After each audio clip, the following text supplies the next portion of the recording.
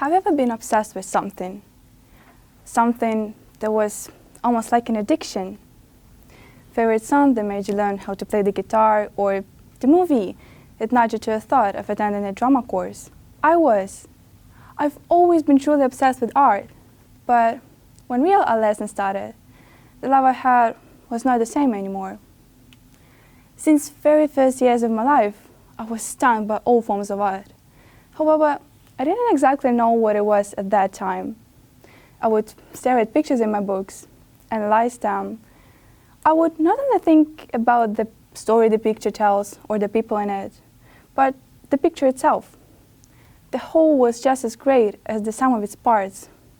Style, colors, shading, everything was stunning. By the time I turned 11, I had realized I enjoy drawing. There were some simple things at first. Everyday objects were perfect for practice. Fruits, caps, vases with flowers, everything that was lying on the table. But then I started challenging myself for more and more complicated sketches. Animals, people, portraits. When I was about 13, it hit me. What if I could go to an art school? I handed in the documents to the nearest school of arts as soon as I could. I couldn't wait for the first day of going there. Having all necessary supplies and enormous motivation, I entered the class. As soon as I got my first task, which consisted of just drawing anything, I began working. I tried to put all the creativity I had in my work. Things were just fine until teachers said my work is not right. It didn't make sense. How could I do something wrong without even having a clear task? It turned out drawing anything means very specific anything our teachers wanted us to do. So I redid the drawing. At the same time, I questioned myself. Why does the process of artwork go this way? Isn't it supposed to be a place for art and creativity? Anyway, in a few days, I got used to the rhythm of the class. You do work for a competition, contest, or another event.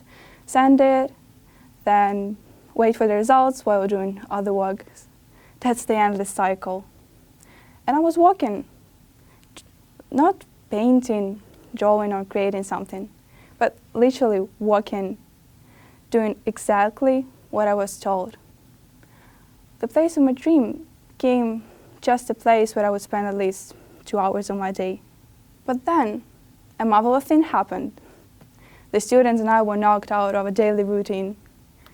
We're having some big news. There were another contest, but this time it was different. We didn't just send our artworks in and wait for the results.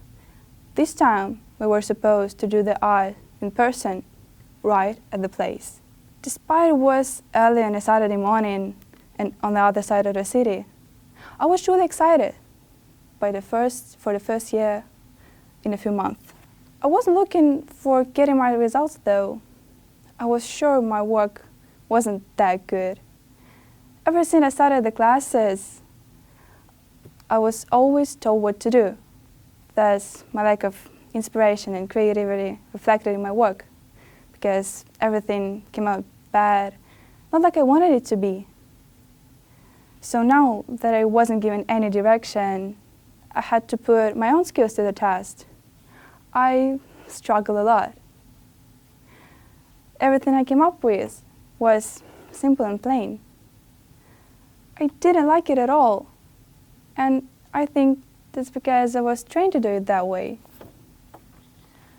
The day the results came, the last thing I expected was my name to be on the list to go to the award giving ceremony. Maybe it's just a mistake, I thought. That's all I kept saying to myself when I saw my name on the list. Even at the ceremony, I doubted that I had actually won. It was more like a dream to me. I was thinking again and again, what was special about that simple painting? I had never won before, no matter how cool the artwork was. And some of my works were cool, but most of them were never really done by me. I took a look at the diploma one more time, and the answer came to me. That work was mine. I put my vision, my idea, my emotions in it. All my mind was there. Instead of transmitting my own ideas before, I always did what others wanted me to do, what their perception of what was. That is why I was constantly failing.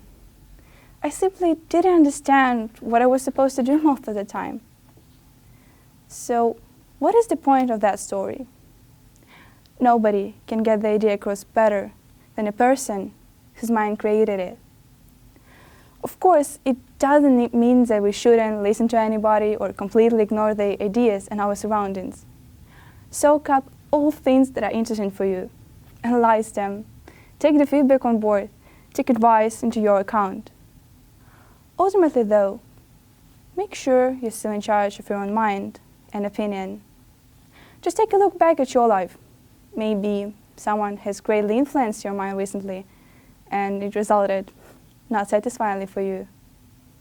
Or they might still be doing it. Don't let others run space in your head. Thank you.